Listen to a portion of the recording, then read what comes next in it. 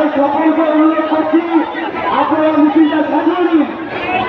রাস্তায় দাঁড়িয়ে গেছে, কার গাড়ি আটকে গেছে, ওটা আমাদের বাধা করবেন।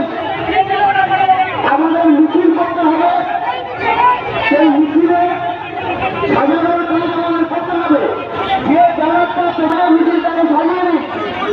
সংগঠন যারা এসছেন, যারা বিভিন্ন প্রান্ত থেকে, তাদের কাছে আবেদন ট্রাফিক করার দিকে যে মিছিল শুরু হয়ে গিয়েছে, সেই মিছিলে আপনারা পারবে না।